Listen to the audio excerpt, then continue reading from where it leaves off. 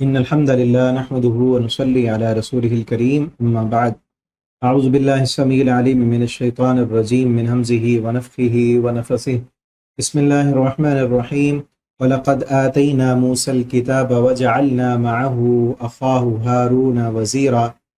تفسیر القرآن کا سبق آج انشاءاللہ ہم سورۃ الفرقان رکوع نمبر 4 پڑھیں گے۔ پہلے اس کا لفظی ترجمہ دیکھتے ہیں، پھر انشاءاللہ اس کی تفسیر پڑھتے ہیں۔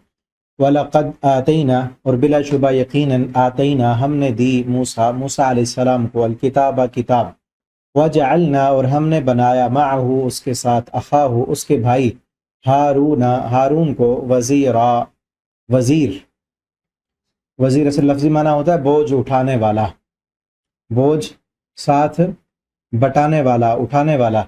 فَقُلْنَا تو ہم نے کہا اذهبا دونوں جاؤ الی القوم اس قوم کی طرف، الذین وہ لوگ کذبوا کہ جن سب نے جھٹلایا بآیاتنا ہماری آیتوں کو، فدمرناہم تو ہم نے ہلاک کر دیا انہیں تدمیرا بہت بری طرح ہلاک کرنا۔ وقوم نوح اور نوح کی قوم لما جب کذب الرسل جب ان سب نے جھٹلایا رسولوں کو، اغرقناہم ہم نے غرق کر دیا انہیں، وجعلناہم اور ہم نے بنا دیا انہیں للناس لوگوں کے لیے آیتاً نشانی، واعتدنا اور ہم نے تیار کر رکھا ہے للظالمین ظالموں کے لیے عذاباً علیما دردناک عذاب۔ وعاداً اور عاد، وثمودا اور ثمود، واصحاب الرس اور کنویں والے، وقروناً اور کئی قومیں بین ذالک جو ان کے درمیان تھیں کثیرہ بہت سی، وکلاً اور ہر ایک ضربنا ہم نے بیان کی لہو اس کے لیے الامثال مثالیں، وکلاً اور ہر ایک کو تبرنا ہم نے تباہ کر دیا، تتبیرا تباہ کرنا بری طرح۔ وَلَقَدْ اور بلا شبہ یقیناً اتوا وہ سب آ چکے ہیں، یہ سب آتے ہیں یعنی مشرکین مکہ آتے ہیں علی القریۃ بستی پر، التی وہ جو امطرت برسائی گئی مطر السوء بہت بری بارش، افلم یکونوا یرونہا کیا پس یہ نہیں دیکھتے وہ سب، بل کانوا بلکہ وہ سب تھے لا یرجون نہیں سب وہ امید رکھتے تھے نشورا دوبارہ اٹھنے کی۔ وَإِذَا رَأَوْكَ اور جب وہ سب دیکھیں یہ آپ کو إِن يَتَّخِذُونَكَ نہیں وہ سب بناتے آپ کو إِلَّا هُزُوًا مگر مذاق، آپ کو دیکھ کر آپ کا مذاق بنا لیتے ہیں۔ احاذ اور پھر کہتے کہ احاذ الذی کیا یہ ہے وہ بعث اللہ رسولہ کہ جسے اللہ نے رسول بنایا ہے، ان کادا بے شک قریب تھا کہ لا یضلنا وہ ضرور گمراہ کر دیتا ہمیں، عن آلہتنا ہمارے معبودوں سے، لولا ان صبرنا اگر نہ ہم جمے رہتے علیہا ان پر، وسوف یعلمون ان قریب وہ سب جان لیں گے، حین یرون العذاب جب وہ سب دیکھیں گے عذاب کو، من اضل کون ہے زیادہ گمراہ، سبیلا راستے کے لحاظ سے، ارائیتا کیا تو نے دیکھا، من اتخذا اس بندے کو جس نے بنا لیا الہہ اپنا معبود ہواہ اپنی خواہش نفس کو، افانتا تکونو تو کیا آپ ہو سکتے ہیں علیہ اس پر وکیلا نگران، ام حسبتا کیا آپ گمان کرتے ہیں ان اکثرهم یسمعون کہ ان میں سے اکثر سنتے ہیں، او یعقلون یا سمجھتے ہیں، انہم الا کالانعام نہیں ہے یہ مگر کالانعام جانوروں کی طرح، یہ تو جانور ہیں، بل ہم اضل سبیلا بلکہ جانوروں سے بھی زیادہ گمراہ ہیں راستے کے لحاظ سے۔ یہاں تک رکوع ہمارا کمپلیٹ ہوا، ابھی اس کی تفسیر دیکھتے ہیں ہم۔ اس رکوع میں پہلے موسیٰ علیہ السلام کا ذکر ہے، پھر تھوڑا سا دوسری قوموں کا تذکرہ کر کے مشرکین مکہ کو ڈرایا گیا ہے، ان کو تنبیہ کی گئی ہے، اور اس کے بعد نبی کریم صلی اللہ علیہ وسلم کا جو مذاق اڑاتے تھے استہزاء کرتے تھے اس پر بھی بات کی گئی ہے، اور اس میں مشرکین مکہ کو ڈرا کر یہ بتایا اور سمجھایا گیا ہے کہ یہ دیکھو کہ ایک دن تم نے ختم ہو جانا ہے، آخر اگلا جہان آنا ہے نا، یا ہمیشہ تو نہیں رہنا، تم سے پہلے بھی کتنے لوگ تھے، کتنے بڑے تھے، کتنی طاقتیں تھیں ان کے پاس، کتنی قوت تھی، کتنے وسائل اور اسباب اختیار تھے، کہاں گئے وہ بھی سب ختم ہو گئے، تو تم نے بھی تو ہمیشہ نہیں رہنا نا، ایک دن تمہارا بھی آئے گا کہ یہ ساری چیزیں، سارا عیش و آرام اور سارے وسائل و اسباب یہ سب ختم ہو جائیں گے۔ فرمایا وَلَقَدْ آتَيْنَا مُوسَى الْكِتَابَ ہم نے موسیٰ علیہ السلام کو بھی کتاب دی، وَجَعَلْنَا مَعَهُ اور ہم نے موسیٰ علیہ السلام کے ساتھ اس کے بھائی ہارون کو وزیر بنا کر بھیجا۔ پیچھے ہم پڑھ آئے ہیں سورہ طٰہٰ میں موسیٰ علیہ السلام کو پہلے حکم دیا اللہ تعالیٰ نے کہ جاؤ فرعون کے پاس تو موسیٰ علیہ السلام نے کہا کہ اللہ میرے ساتھ میرے بھائی کو بھی بھیج دو، تو اللہ تعالیٰ نے ان کے بھائی کو بھی نبی بنا کر بھیج دیا ان کے ساتھ۔ فقلنا، تو اللہ فرماتے ہیں ہم نے کہا تم دونوں جاؤ ایسی قوم کی طرف جنہوں نے جھٹلایا ہے، ہماری آیتوں کو جھٹلایا، تو ہم نے اور ان کو دمرناہم تدمیرا، ہم نے ان کو ہلاک کر دیا، اچھی طرح ہلاک کر دینا۔ دوسری جگہ آتا ہے کہ جب انہوں نے تکذیب کی قوموں نے جب اپنے پیغمبروں کی تکذیب کی تو اللہ فرماتے ہیں دمر اللہ علیہم وللکافرین امثالھا، تو اللہ نے تباہ کر دیا ان کو، ان پر بربادی ڈال دی، وللکافرین امثالھا، اور کافروں کے لیے اس طرح کی اور کئی مثالیں موجود ہیں۔ اس کے بعد آگے فرمایا وقوم نوح لما، صرف موسیٰ علیہ السلام نہیں اور بھی کئی قومیں تھیں۔ قوم نوح کی قوم کو دیکھو، لما کذب الرسل، جب انہوں نے بھی جھٹلایا اپنے رسولوں کو، انہوں نے اپنے رسولوں کو جھٹلایا تو اغرقناہم، قوم نوح کو غرق کر دیا ہم نے، وجعلناہم للناس آیا، اور اس کو ہم نے لوگوں کے لیے نشانی بنا دیا۔ نوح علیہ السلام کا واقعہ پہلے بھی گزر چکا ہے، سورہ ہود میں بھی آیا ہے، اور وہ سارے لوگ جن کو نبی حضرت نوح علیہ السلام نے 950 سال تک، یہ اگلے پارے میں آئے گا سورہ قصص میں، 950 سال تک جو ہے ان کو تبلیغ کرتے رہے، ڈراتے رہے، تو وما آمن معہ الا قلیل، ان کے ساتھ نہ ایمان لائے مگر بہت تھوڑے ایمان لانے والے تھے۔ تو ان سب کے پیچھے سورہ ہود میں ہم نے پڑھا ہے، اللہ تعالیٰ نے فرمایا کہ کشتی تیار کرو، کشتی تیار کی گئی، جو ماننے والے تھے ان کو کشتی میں بٹھایا، اور باقی سب کو جو ہے پانی میں غرق کر دیا۔ طوفان جب آیا، زمین سے بھی پانی نکلا، آسمان سے بھی پانی برسا، تو فرمایا وجعلناہم للناس آیا، وجعلناہم للناس آیا۔ یہ تفسیر میں نے کھولی ہے، تفسیر ابن کثیر کا خلاصہ ہے المصباح المنیر۔ اصل عربی میں عرب علماء نے مل کر اس کا خلاصہ لکھا ہے، صحیح احادیث، یہ اس کا ترجمہ ہے۔ تو یہ جو اس میں ریڈ کلر کے الفاظ لکھے ہیں نا، وہ ہیں جو ہم ابھی ترجمہ پڑھ رہے ہیں، باقی جو ہے وہ موضوع کے اعتبار سے آیتیں جو ہے وہ بھی ساتھ لکھی ہوئی ہیں ادھر۔ وجعلناہم للناس آیا، تو ہم نے ان کو یعنی قوم نوح کو ان کے غرق کرنے کو ہم نے نشانی بنا دیا۔ اور دوسری جگہ فرمایا انا لما طغى الماء حملناکم فی الجاریہ، کہ جب طغیانی آئی پانی میں تو ہم نے تم کو سوار کیا۔ یہ سورۃ الحاقہ میں ہے کہ تم کو، یعنی مشرکین مکہ سے خطاب کر کے کہا کہ تم کو یہاں کا تمہارے لیے نشانی بنایا۔ سورۃ الحاقہ میں ہے کہ ہم نے تم کو یعنی تمہاری نسل کو، جو کشتی میں سوار ہوئے تھے وہی باقی بچے، انہی سے آگے نسل چلی۔ حملناکم فی الجاریہ لنجعلہا لکم تذکرہ وتعیہا اذن واعیہ، تاکہ ہم اسے تمہارے لیے نصیحت بنا دیں، تذکرہ بنا دیں، اور اسے یاد رکھنے والے کان یاد رکھیں۔ یہاں فرمایا وجعلناہم للناس آیا، ان کے غرق کرنے کو ہم نے تمہارے لیے ایک نشانی بنا دیا ہے۔ اور آگے فرمایا وعاد وثمود، اور صرف قوم نوح نہیں، اس کے بعد بھی کئی قومیں تھیں، وعاد وثمود، قوم عاد بھی تھی، قوم سمود بھی تھی، اصحاب الرس، اور کنویں والے بھی تھے۔ قوم عاد اور قوم سمود کا ذکر پہلے بھی ہم نے پڑھا ہے کہ بہت بڑے طاقتور لوگ تھے، ظلم کیا کرتے تھے، جبر کیا کرتے تھے۔ ان کے پاس بھی پیغمبر آئے۔ عاد کے پاس اللہ رب العالمین نے حضرت ہود علیہ السلام کو بھیجا، اور قوم سمود کے پاس ان کے پیغمبر صالح علیہ السلام آئے، لیکن یہ دونوں قومیں ایسی تھیں کہ انہوں نے نہیں مانا۔ ابن عباس رضی اللہ عنہ کی روایت میں ہے کہ سمود کی بستیوں میں سے ایک بستی کے لوگ، بلکہ آگے اصحاب الرس، اصحاب الرس جو ہیں یہ کوئی ان کے بارے میں ڈیٹیل نہیں ملتی، کچھ روایات ملتی ہیں کہ رس کا اصل لفظی معنی ہوتا ہے کنواں، کنویں والے۔ تو ابن عباس کی روایت میں آتا ہے کہ یہ جو ہے قوم عاد کے کچھ لوگ تھے، عاد کی قوم کے کچھ لوگ تھے جو کنویں کے قریب ان کا علاقہ تھا، وہاں رہتے تھے، اور انہوں نے اپنے نبی کو جو ہے دفن کر دیا، مار دیا۔ اور فرمایا وقرون بین ذالک کثیرا، اور اس کے علاوہ اور بھی کئی جو ہے وہ بستیاں تھیں جن کو جو ہے ہلاک کر دیا۔ کل ضربنا لہ الامثال، فرمایا ہم نے ہر ایک کے لیے، ہر قوم کے لیے مثالیں بیان کی، ہر قوم کو سمجھایا، ہر قوم کے لیے مثالیں بیان کی۔ مثال بیان کرنا ہوتا ہے کہ ایک بات سمجھ نہیں آ رہی تو اس کو آسانی کے ساتھ سمجھانا، اس کو آسان کر کے، واضح کر کے. مثال اثر ہوتا ہے معقول کو محسوس کے ذریعے بتانا. ایک چیز معقول ہے، یعنی معقول وہ چیز ہے جو عقل میں ہے، محسوس نہیں کی جا سکتی. محسوس ہوتی ہے جو حواس خمسہ میں آئے. آپ کو کئی دفعہ بتایا حواس خمسہ، دیکھنا، سننا، چکھنا، یہ جو حص ہے محسوس جسے کیا جا سکے دیکھنے سے یا سننے سے، چکھنے سے.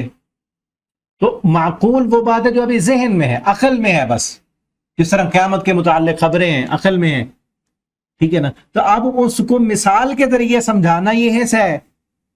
اب موت جو ہے، ہماری موت آئے گی نا، ایمان ہے ہمارا کہ مرنا ہے اور مر کے دوبارہ اٹھنا ہے، اس پر بھی ایمان ہے. لیکن یہ عقل میں ہے، ذہن میں، اس کو محسوس تو نہیں کیا نا ہم نے، لیکن اس کو محسوس کرایا گیا مثال دے کر نیند کی. اللہم باسمک اموت و احیا، کہ اللہ تیرے نام کے ساتھ ہم مرتے ہیں بس اور زندہ ہوتے ہیں. الحمدللہ الذی احیانا بعد ما اماتنا. یہ روز اللہ تعالیٰ ہمیں مثال کے ذریعے سمجھاتے ہیں کہ جس طرح تم سوتے ہو، سو کر دوبارہ اٹھتے ہو، اس طرح مرنا ہے اور مرنے کے بعد دوبارہ اٹھنا ہے. ٹھیک ہے نا. تو یہ ہر چیز کی مثال دی اللہ نے. قرآن میں مثالیں بھری پڑی ہیں. پہلے قوموں کے جب انہوں نے نہیں مانا تو ان پر عذاب ہے، ان کی مثالیں دی. یعنی ہر کسی کے لیے اللہ فرماتے ہیں ہم نے مثالیں دے دے کر آسان کر کے ان کو سمجھایا تھا، بتلایا تھا کہ کہیں واپس پلٹ آئیں، لوٹ آئیں اللہ کی طرف اور مان لیں اللہ کی بات. لیکن نہیں مانا انہوں نے. تو پھر کیا ہوا؟ وَكُلًّا تَبَّرْنَا تَتْبِيرًا، ہلاک کر دیا ہم نے ہر ایک کو ہلاک کرنا. یعنی انہیں اصل تدبیر کہتے ہیں مکمل طور پر. تبرنا ہم نے ہلاک کر، یہ فعل ہے، اور آگے تدبیر مفعول مطلق ہے کہ ہلاک کر دیا، بالکل ہلاک کر دینا، ان کا کوئی نام و نشان بھی باقی نہیں بچا. جس طرح سورہ مریم میں آتا ہے نا، سورہ مریم کے آخر میں ہم پڑھ آئے ہیں، اللہ فرماتے ہیں هل تحس منهم من احد او تسمع لهم رکضا، کہ جتنی بھی قوموں کو ہم نے ہلاک کیا، کیا ان میں سے کسی ایک کی کوئی ہلکی سی حس تمہیں محسوس ہوتی ہے؟ کوئی آہٹ، کسی کا کوئی جو ہے بولنا، کسی کا سانس لینا، کسی کا کوئی چلنا، کسی کے چلنے کی قدموں کی آہٹ، ان کے تم جو ہے کھنڈرات اور مکانات میں جاتے ہو، کوئی بھی باقی نہیں بچا. ایسا تباہ کیا کہ تباہ کے بعد ان کے نام و نشان بھی مٹا کے رکھ دیا. ایسے لگتا ہی نہیں کہ کہیں کبھی یہاں بھی کوئی لوگ بسا کرتے تھے اس زمین پر. کبھی ایسے لوگ بھی تھے قوم عاد کے جو کہتے تھے من اشد منا قوہ، ہم سے بڑی طاقت والا تو کوئی نہیں ہے. اب تو کوئی ان کا نام و نشان نہیں ہے، ان کا نام لینے والا بھی کوئی نہیں ہے. سب کچھ مٹ گیا. ان کی ٹیکنالوجی، ان کا دنیا میں عروج، ان کا جو ہے طاقت، قوت، اور لوگوں پر ظلم اور ان کی بادشاہتیں سب مٹا کر کے رکھ دی. اسی طرح فرعون کتنا بڑا تھا اور جو ہے اپنی بادشاہت کو بچانے کے لیے اتنی طاقت تھی کہ اپنی قوم کے لوگ یعنی بنی اسرائیل کے بچوں کو ذبح کر دیتا تھا. آج ہے کسی کے پاس اتنی طاقت کہ اپنی بادشاہت کو بچانے کے لیے چھوٹے چھوٹے بچوں کو جو ہے ذبح کر دے؟ اپنی بادشاہت کو بچانے کے لیے اتنی طاقت تھی، اتنی قوت تھی، کوئی اس کے سامنے نہیں آ سکتا تھا، کوئی اس کے مقابل نہیں آتا تھا. لیکن کہاں گیا؟ سب کچھ ختم ہو گیا. دوسری جگہ اللہ فرماتا ہے کم اہلکنا من القرون، یہ تو چند کا ذکر کیا نا یہاں بھی، پہلے بھی. اللہ فرماتے ہیں یہ تو چند ایک ہیں، قوم عاد، سمود، اصحاب الرس، چند ایک ہیں. لیکن ہم نے تو کتنی بستیاں ایسے، کم اہلکنا من القرون من بعد نوح، نوح کے بعد کئی بستیاں ایسی تھیں جن کو ہم نے ہلاک کر دیا. سب کے سب جو تھے نافرمان تھے. ثم انشأنا من بعدهم قرونا آخرین، اس کے بعد ہم نے اور بھی کئی جو ہے امتوں کو، کئی قوموں کو، قرن اصل کہتے ہیں ایک زمانے کو، ایک زمانے میں جو لوگ ہوتے ہیں ان سب کو امت کہتے ہیں. یعنی کئی زمانے گزرے، کئی قرون کہتے ہیں نا، قرون اولا یعنی پہلے زمانے کے لوگ. کئی لوگ گزرے، کئی قرن گزر گئے، کئی قومیں آ گئیں، کئی وقت بدلے، کئی صدیاں بیت گئیں، ان میں کئی قومیں آئیں. ان سب کے ساتھ یہی حشر ہوا. جس نے مانی اپنے پیغمبروں کی بات وہ دنیا میں بھی کامیاب ہوا، آخرت میں بھی کامیاب ہوا، اور جس نے نہ مانی وہ تباہ و برباد کر کے رکھ دیا ان کو. آگے جو ہے وہ موضوع بدلتا ہے. یہاں پر ممطرت مطر السوء، یہ بری بارش سے مراد قوم لوط ہے کہ جن پر بارش برسائی گئی. یہ لوگ ان پر بھی جاتے ہیں نا، افلم یکونوا یرونہا، یہ نہیں دیکھتے، یعنی اس بستی کی طرف نہیں جاتے. بل کانوا لا یرجون نشورا، یعنی سب کو دیکھ رہے ہیں. قوم عاد کے مکانات کی طرف بھی جاتے ہیں، ان کے کھنڈرات بھی دیکھتے ہیں، قوم سمود بھی. اور جس بستی پر بارش برسائی گئی قوم لوط کی بستی، وہاں بھی یہ جاتے ہیں، قریب پڑتی ہے ان کے، جب سفر کر کے جاتے تھے کبھی شام میں اور کبھی یمن میں، تو یہ بستیاں ان کے قریب، اسی لیے قرآن میں بار بار انہی بستیوں کا ذکر آتا ہے، کیونکہ یہ جب جاتے تھے شام کی طرف سفر کرتے تو درمیان میں انہی کی بستیاں آتی، جب یمن کی طرف جاتے تو اس وقت بھی انہی قوموں کی بستیاں درمیان میں راستے میں گزرا کرتے تھے، وہاں سے دیکھتے تھے ان کے مکانات اور کھنڈرات۔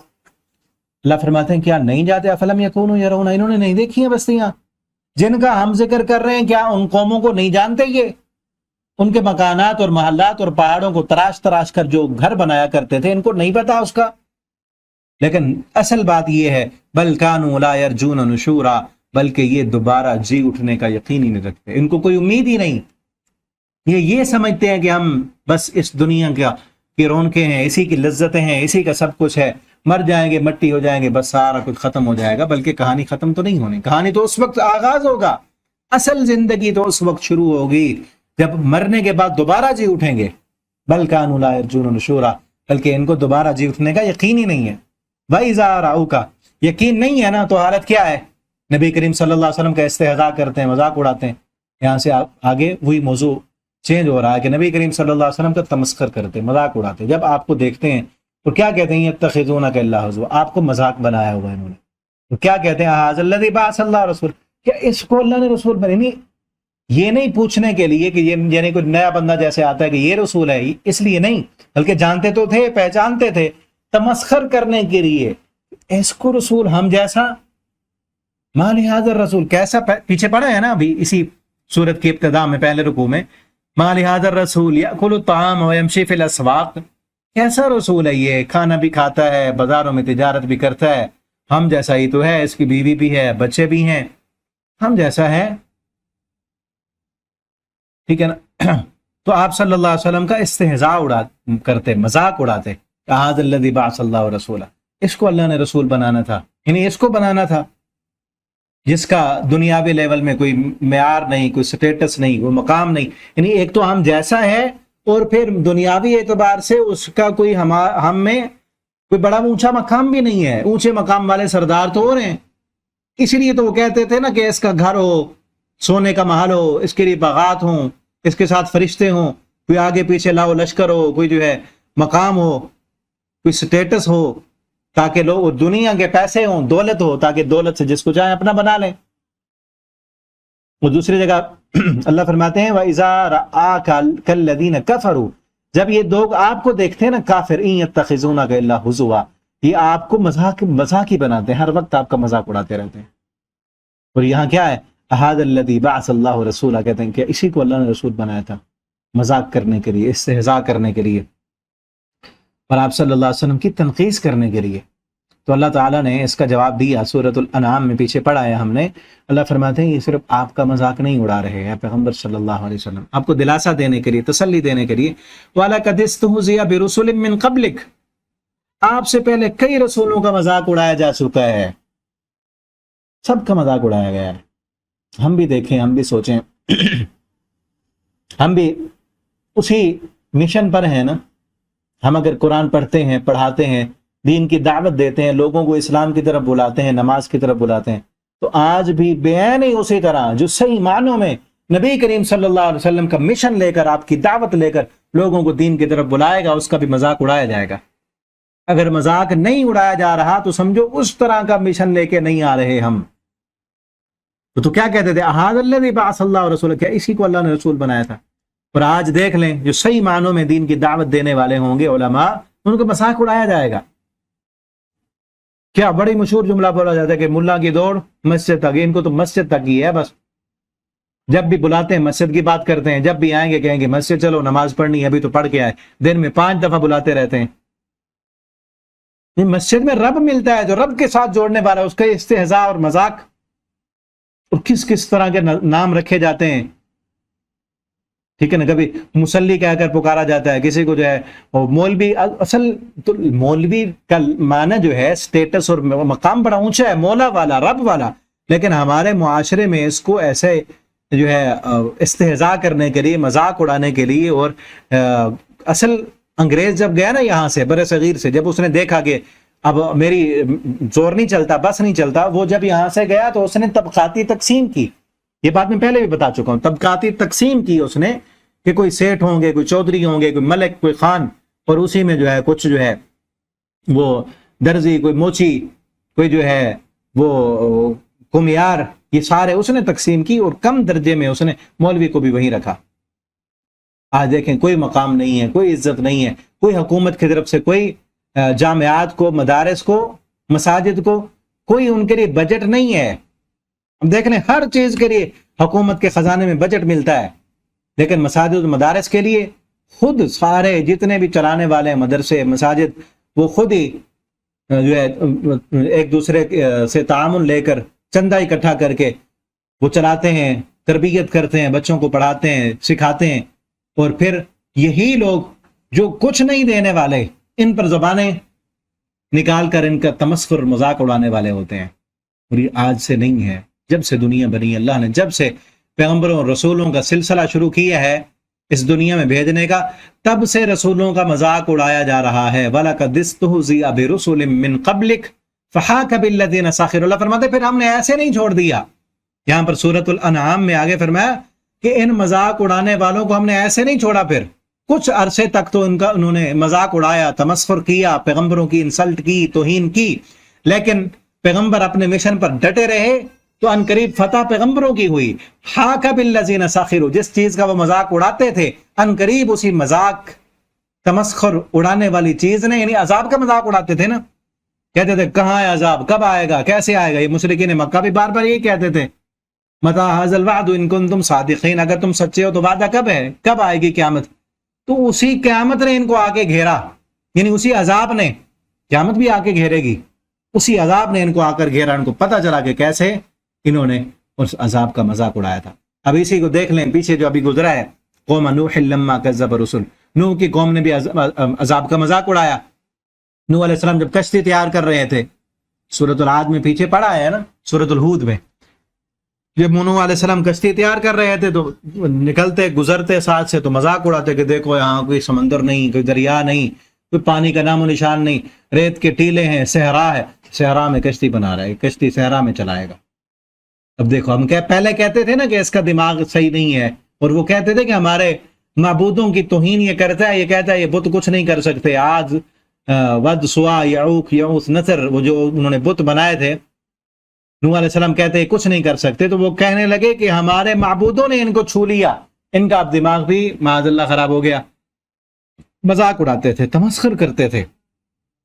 پھر وہی طوفان جب آیا جس کا مذاق اڑا رہے تھے، اسی مذاق نے، اسی عذاب نے ان کو آ کے گھیرا اور تباہ و برباد ہو گئے وہ، ٹھیک ہے نا۔ اور یہ بھی مشرکین مکہ بھی نبی کریم صلی اللہ علیہ وسلم کا مذاق اڑا رہے تھے اور بار بار اڑا رہے تھے۔ ان کاد لیضلنا عن آلہتنا، اب آگے کیا کہتے ہیں، ان کاد لیضلنا عن آلہتنا، قریب ہے کہ یہ ہمیں ہمارے معبودوں سے ہٹا دے گا، یعنی مذاق بھی اڑاتے اور ساتھ یہ بھی کہتے کہ قریب تھا کہ ہمیں ہمارے معبودوں سے ہٹا دیتا اگر ہم صبر نہ کرتے۔ ہم نے صبر کیا، بڑا جو ہے ڈٹ گئے۔ آج بھی کئی لوگ ہوتے ہیں وہ اس پر فخر کر رہے ہوتے ہیں کہ ہم نے اپنے باپ دادا کا مذہب نہیں چھوڑنا، ہم کس طرح ڈٹے ہوئے ہیں، ہمیں کوئی نہیں ہلا سکتا۔ یہ نہیں دیکھتے کہ باپ دادا درست لائن پر تھے یا نہیں تھے، باپ دادا کہیں گمراہی والے راستے پر تو نہیں تھے، باپ دادا اللہ کے نافرمانی والے راستے پر تو نہیں تھے۔ باپ دادا کا مذہب جیسے بھی ہو ان کو یہ پیارا لگتا ہے کہ باپ دادا کا تو ہے۔ یہ مشرکین مکہ بھی ایسے تھے، کہتے تھے ہمارے باپ دادا کا جو مذہب ہے، جو ان کا نظریہ اور عقیدہ تھا، ہم بھی وہی ہیں، اور پھر اس پر فخر کرتے تھے کہ دیکھو نبی کریم صلی اللہ علیہ وسلم نے بڑا ہمیں جو ہے تبلیغ کی ہے، بڑی دعوت دی ہے، قریب تھا کہ ہم ہٹ جاتے لیکن ہم ڈٹے رہے اور ہم اپنے باپ دادا کے مذہب پر۔ یہی جو ہے نبی کریم صلی اللہ علیہ وسلم کے چچا ابو طالب، اس کا بھی یہی حال تھا۔ آخری وقت ہے، موت قریب ہے، نبی کریم صلی اللہ علیہ وسلم آ کے کوشش کر رہے ہیں کہ چچا تو نے ساری زندگی میرا ساتھ دیا، سپورٹ کی، بڑا ساتھ دیا نبی کریم صلی اللہ علیہ وسلم، لیکن کلمہ نہیں پڑھا۔ موت کے وقت آخری لمحے ہیں، نبی کریم صلی اللہ علیہ وسلم آ کر کہتے ہیں چچا کلمہ پڑھ لو، یا عم قل لا الہ الا اللہ، اے چچا لا الہ الا اللہ کہہ دو، احاج لک بہا عند اللہ، میں لا الہ الا اللہ لے کر اللہ کے پاس جا کر آپ کے بارے میں جھگڑا کر کے اللہ سے آپ کہ سفارش کر کے جنت میں لے جاؤں گا، احاج لک بہا عند اللہ، اللہ کے ہاں جا کر میں تیری سفارش کروں گا۔ وہ آگے چچا کیا کہتا ہے؟ وہ چچا کہتا ہے کہ اخترت النار علی العار، میں عار جو ہے وہ برداشت نہیں کر سکتا، لوگ میرے پیچھے کیا کہیں گے کہ عبد المطلب کا مذہب چھوڑ دیا تھا ابو طالب نے، میں اپنے دادا، اپنے باپ دادا عبد المطلب اس کے مذہب پہ مرتا ہوں اور میں کلمہ نہیں پڑھتا، تو سچا ہے، تجھ جیسا سچا کوئی نہیں ہے۔ ساری زندگی یہ سچائیاں بیان کرتا رہا اور آپ صلی اللہ علیہ وسلم کی تعریفیں کرتا رہا، لیکن آخری لمحے نہ کلمہ پڑھا اس نے اور نہ ہی اس کلمے کی تصدیق کی، بلکہ کیا کہا؟ اخترت النار علی العار، مجھے آر گوارا نہیں ہے، آگ گوارا ہے، یعنی اس پر فخر کر رہا تھا۔ ابو جہل بھی اسی طرح، ابو جہل جب مرنے لگا، جب اس کے معاذ اور معوذ، آپ نے واقعہ سنا ہوگا، معاذ اور معوذ نے جا کر اس کی گردن کاٹی، تو اس وقت کیا کہتا ہے؟ میری گردن نیچے سے جا کے کاٹنا، بلکہ عبداللہ ابن مسعود نے رضی اللہ تعالیٰ، انہوں نے گردن کاٹی، انہوں نے مارا کہ گر گیا عبداللہ ابن مسعود، اس کے سینے پہ چڑھے اور گردن جب کاٹنے لگے تھا، نیچے سے کر کے گردن کاٹنا، جب دوسری گردنوں میں میرا سر پڑا ہوگا دوسرے سروں کے ساتھ، تو پتا چلے کہ بڑی گردن والا سر کسی سردار کا ہے۔ یعنی اکڑ اس وقت بھی ختم نہیں ہوئی، اس پر فخر کر رہے تھے، لولا ان صبرنا، ہم نے صبر کیا ہے، وسوف یعلمون، اللہ فرماتے ہیں اب تو فخر کر رہے ہیں نا، نبی صلی اللہ علیہ وسلم کی اہانت اور توہین اور مذاق بھی کر رہے ہیں، اور اپنے باپ دادا کے دین پر اڑ کر، اس ضد پر اڑ کر فخر سمجھ رہے ہیں کہ ہم نے بڑا صبر کیا، ہمیں قریب تھا کہ ہم ہٹ جاتے، ہم نے بڑا صبر کیا ہے۔ ان قریب یہ جان لیں گے، حین یرون العذاب، جب یہ دیکھیں گے نا عذاب کو، تب انہیں پتہ چلے گا من اضل سبیلا، کون ہے زیادہ گمراہ راستے کے اعتبار سے۔ وسوف یعلمون حین یرون العذاب من اضل سبیلا۔ آگے ایک اور موضوع شروع ہو رہا ہے، ارائیت من اتخذ الہہ ہوا، اس بندے کو آپ نے دیکھا کہ جس نے اپنے خواہش نفس کو اپنا معبود بنا لیا۔ یعنی خواہش نفس کا کیا مطلب؟ جو چیز اس کو اچھی لگی اس کو معبود بنا لیا، یعنی اس کا نفس، شیطان، اس کی خواہشات جو اس کو اچھی بنا کر شیطان اس کو دکھاتا ہے، اسی کے پیچھے چلتا ہے، اسی کو پیچھے چلنا، یہ معبود بنانا ہے۔ یعنی اپنے دل کی منمانی کو ماننا، اللہ کی مرضی کو نہ ماننا، یہ اپنے اس خواہش کو الہ بنا لینا ہے۔ وہی لفظ اللہ نے بولا نا، من اتخذ الہہ ہوا، کیا اس بندے کو دیکھا جس نے الہ بنا لیا، لا الہ الا اللہ، یہی ہے نا کہ اللہ کے علاوہ کوئی معبود نہیں، اللہ کے علاوہ کوئی الہ نہیں۔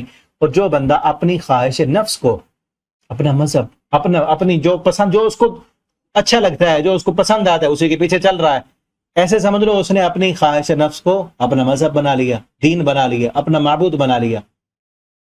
جیسا کہ دوسری جگہ اللہ نے فرمایا آفمن زین لہ سوء عملی، کہ وہ بندہ جس کے لیے اس کے برے عمل اس کو مزین کر کے شیطان نے دکھا دیے، فراؤ حسنا، وہ ان برے عملوں کو اچھا سمجھ رہا ہے۔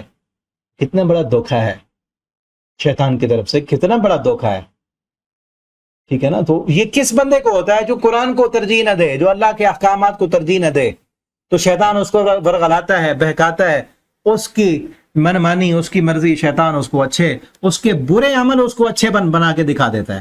تو اس لیے نبی کریم صلی اللہ علیہ وسلم دعا کیا کرتے تھے کہ اللہم ارنا الحق حقا وارزقنا اتباعہ، اللہ ہمیں حق دکھا کہ حق ہے، ہمیں پتہ چلے کہ واقعتاً یہ حق ہے، وارزقنا اتباعہ، اور اللہ اس حق کی اتباع کرنے کی توفیق عطا فرما، وارنا الباطل باطلا، اور اللہ باطل ہمیں باطل کر کے دکھا، ہمیں پتہ چلے کہ یہ باطل ہے، کہ کہیں ایسا نہ ہو کام برے ہوں، حرکتیں ہماری خراب ہوں اور ہم سمجھ رہے ہوں کہ ہم تو اچھے ہیں، ٹھیک ہے نا۔ تو یہ بہت بڑی خرابی میں ہوتا ہے وہ بندہ جس کا یہ نظریہ بن جائے کہ میں تو بس ٹھیک ہوں۔ کئی لوگوں کو دیکھا ہے، وہ عقل کل اپنے آپ کو ہی سمجھتے ہیں، وہ سمجھتے ہیں کہ ہمارا مشورہ حرف آخر، ہماری رائے حرف آخر، ہم جو بات کرتے ہیں، ہم جیسا تو اچھا، ہم جیسا تو ذہین فتین ہے ہی نہیں، کسی دوسرے کی بات ماننے کے لیے وہ تیار ہی نہیں ہوتے۔ کئی لوگ اس طرح کے لوگ کامیاب نہیں ہوتے۔ کامیاب وہ بندہ ہے جو اپنی، جس سے غلطی ہو جائے، انسان ہے، غلطی ہوتی ہے، ہر کسی سے ہوتی ہے، ہم سے بھی ہوتی ہے، آپ سے بھی ہوتی ہے، اور جو اپنی غلطی کو مان لے، اصلاح وہی کرے گا نا۔ پہلے اس کے پاس علم نہیں تھا، بتا دے کہ مجھے علم نہیں تھا، غلطی ہو گئی مجھ سے، ٹھیک ہے نا۔ ابھی ہم سے ایک مسئلہ پوچھتے ہیں، غالباً پچھلے ہفتے کی بات ہے، گروپ ہے نا خواتین کا سوال و جواب کا، اس میں کسی نے سوال پوچھا تو اس وقت میرے ذہن میں حدیث نہیں تھی تو میں نے بتایا، انہوں نے پھر کسی اور سے بھی پوچھا تو انہوں نے حدیث پڑھ کے بتا دی، اب میرے ذہن میں نہیں آ رہا کہ سوال کیا تھا، تو فوراً انہوں نے پھر مجھے وہ میسج کیا، دوسرے جو عالم ہیں وہ غالباً ایک جامعہ محمدیہ خانپور، بہت بڑا ادارہ ہے، وہاں کے استاد تھے وہ، تو انہوں نے حدیث بتائی، فوراً میرے ذہن میں حدیث آ گئی، تو میں نے فوراً اپنے اس موقف سے جو مسئلہ بتایا تھا تو میں رجوع کیا کہ مجھے نہیں پتا تھا، میرے علم میں نہیں تھا، ایک بات جو مجھے اس وقت سمجھ آئی میں نے بتا دی، لیکن اب حدیث سامنے آ گئی تو فوراً مان لیں، بتا دیں کہ جی مجھے نہیں پتا تھا۔ اس میں کوئی انسلٹ والی بات، جو محسوس کرتا ہے انسلٹ، اس کی اپنی یہ بھی ایک کمی ہے کہ اس کو انسلٹ محسوس کرنا کہ مجھے پتا نہیں تھا۔ کیوں؟ کتنی باتیں ایسی ہیں جس کا مجھے نہیں پتا، ہم تو طالب علم ہیں، ساری زندگی بندہ سیکھتا رہتا ہے، علم سے تو دنیا بھری پڑی ہے، کل ذی علم علیم، ہر جاننے والے سے کوئی بڑا جاننے والا بھی ہے، ٹھیک ہے نا؟ تو انسان اپنے آپ کو مانے کہ مجھ میں کمی ہے، کئی چیزیں ایسی ہیں جس کا مجھے علم نہیں ہے، اور کئی چیزیں، کئی موقف، کئی جگہوں پر ایسے ہو سکتے ہیں جب انسان درست نہ ہو۔ اور بہن یہ ایسی چیز، ہمارا پچھلے دنوں نا ایک معاملہ تھا، بلکہ ابھی بھی وہ چل رہا ہے، دعا کریں اللہ تعالیٰ، ایک خامند بیوی ان کی آپس میں نہیں بن رہی، اب دونوں طرف سے رشتہ دار ہیں، خامند بھی وہ بھی رشتہ دار ہے، اس کی جو بیوی ہے وہ بھی ہمارے رشتہ دار ہے، دونوں طرف سے۔ اب ہمارا معاشرہ ایسا ہے کہ جب پھر وہ طلاق تک نوبت پہنچی نا تو پورے خاندان کو جو ہے وہ گھسیٹا جاتا ہے، اور لڑائیاں اور جدائیاں ہوتی ہیں، اب نوبت وہاں تک پہنچی ہوئی ہے۔ اب اس معاملے میں نا دونوں مشورے لیتے ہیں، یہ بھی اللہ کا احسان ہے کہ اللہ نے کچھ دی ہے، حالانکہ میں اتنا عمر نہیں ہے میری، بڑے ہیں مجھ سے، یعنی مشورہ لینے والے جن کی بیٹی ہے وہ بھی مجھ سے مشورہ لیتے ہیں، جن کا بیٹا ہے وہ بھی، اور باقی بھی خاندان کے لوگ ہوتے ہیں اور بلاتے ہیں، 2-4 دفعہ ہم جو ہے وہ کیا کہتے ہیں لوگ اکٹھے ہو کر پنچایت گئے ہیں تاکہ صلح ہو جائے، لیکن ابھی تک کوئی نہیں وہ مسئلہ حل ہو رہا، اللہ تعالیٰ آسانیاں فرمائے ان کے لیے۔ اب اسی میں میں نے ایک مشورہ دیا کسی کو، اس بیٹی کو، جن کی بیٹی ہے نا اس کو، جو بیوی ہے جن کا آپس میں معاملہ ہے، اس کے باپ کو میں نے مشورہ دیا ایک، اور پھر مجھے پتا چلا کہ میرا مشورہ ٹھیک نہیں دیا، میں نے پھر سوچا بعد میں اکیلے، تو میں نے فوراً اس سے کہا کہ وہ جو میں نے مشورہ دیا نا آپ کو، وہ مشورہ ٹھیک نہیں ہے، آپ نے ایسے نہیں کرنا بلکہ ایسے کرنا ہے۔ تو بہرحال یعنی ایک بندہ یہ نہ کہے کہ میں نے جو بات پہلے کر دی اب میں یہ کیوں کہوں کہ اس وقت میں نے یہ بات کی تھی وہ میری بات ٹھیک نہیں تھی، تو کمی ہے انسان کی، انسان مانے اپنی کہ مجھ سے غلطی ہوتی ہے، کبھی مشورہ بھی میں غلط دے سکتا ہوں، کبھی رائے غلط ہو سکتی ہے، ٹھیک ہے نا؟ تو یہ اڑ جانا کسی بات پر اور یہ سمجھنا کہ جو مجھے سمجھ آ رہی ہے وہی درست ہے، یہ غلط چیز ہے، اور یہی چیز انسان کو لے جاتی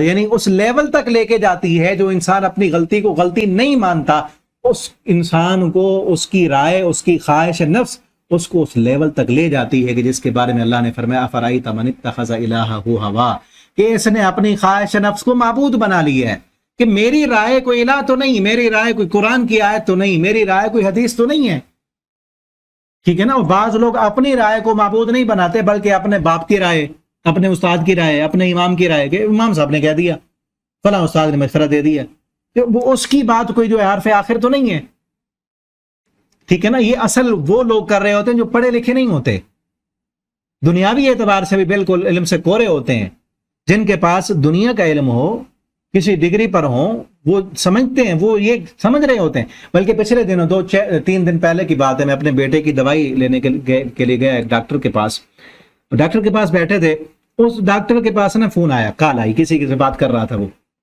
نہیں بلکہ ایک مریض تھا، اس کی جو ہے وہ دیکھ رہا تھا لسٹ دوائیاں وغیرہ، تو اس نے کہا یہ دوائی جو لکھی ہے نا یہ ٹھیک نہیں ہے، آپ کی طبیعت کے مطابق یہ دوائی نہیں لکھی ہوئی، ٹھیک ہے نا؟ اب جو بات اصل میں کرنے لگا ہوں، کیونکہ وہ پڑھا لکھا ہے، وہ ڈاکٹر ہے، وہ جانتا ہے، سمجھدار ہے۔ اب آگے سے وہ اماں بیٹھی ہوئی ہے، اس نے کہا فلاں ڈاکٹر صاحب سے لیے، میں نے نام لیا، اس نے فلاں ڈاکٹر صاحب نے لی ہے، اس نے لکھ کے دی ہے۔ اب اس ڈاکٹر نے آگے کہا، اس ڈاکٹر نے یعنی جس کے بارے میں وہ اماں کہہ رہی تھی کہ فلاں بڑا ڈاکٹر، اس نے لکھ کے دی۔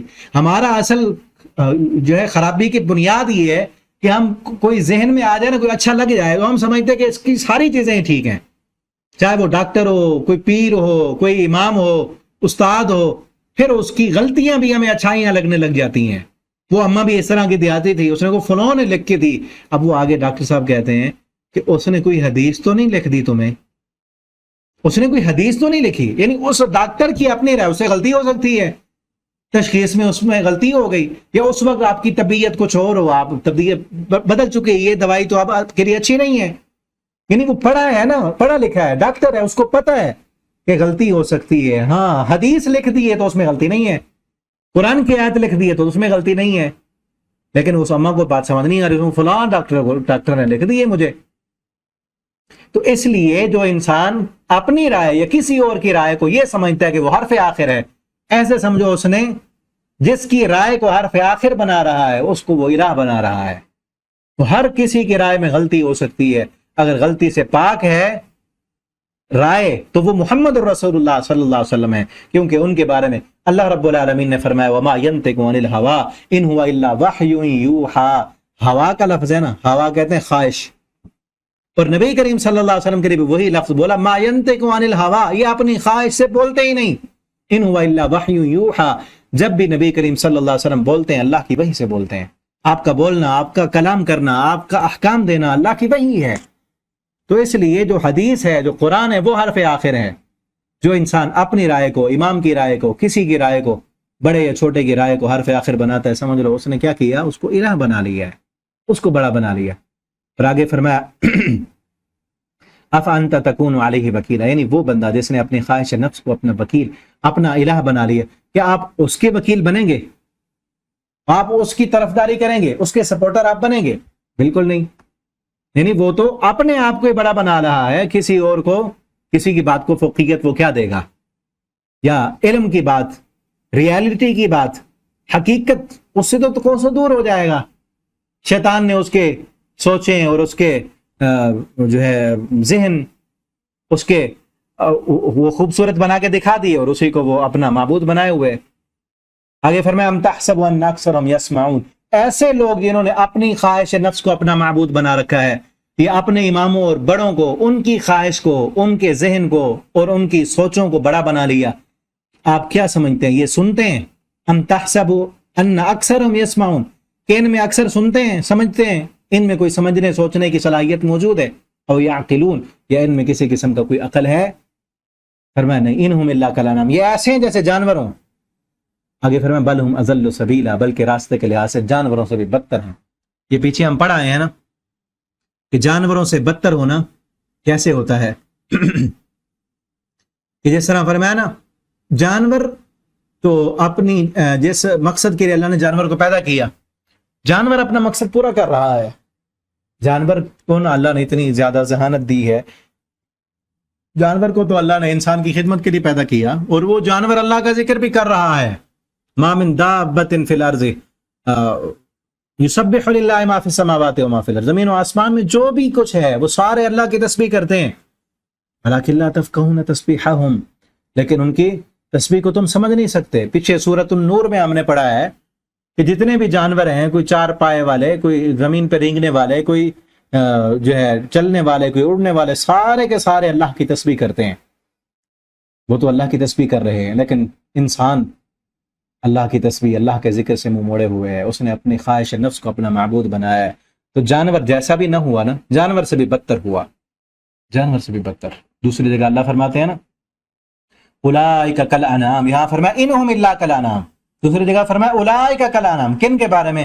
کہ جن کے دل ہیں سمجھتے نہیں، دل میں اللہ کی محبت نہیں، دل سے قرآن کو نہیں سمجھتے، آنکھیں ہیں ان سے قرآن نہیں پڑھتے، اللہ کی قدرت کے معجزات کو نہیں دیکھتے، کان ہیں سنتے نہیں ہیں.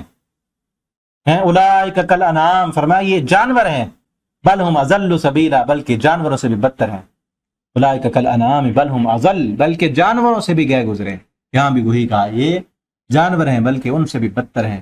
اللہ رب العالمین سے دعا ہے اللہ تعالی ہمیں قرآن کو صحیح معنوں میں سمجھ کر پڑھنے کی توفیق عطا فرمائے، سمجھ کر پڑھنے، اس پر عمل کرنے، اور اس قرآن کے پیغام کو آگے لوگوں تک پھیلانے، پہنچانے کی توفیق عطا کر دیں. بارک اللہ لی ولکم فی القرآن العظیم ونفعنی وإیاکم فی الآیات والذکر الحکیم. السلام علیکم ورحمۃ اللہ وبرکاتہ.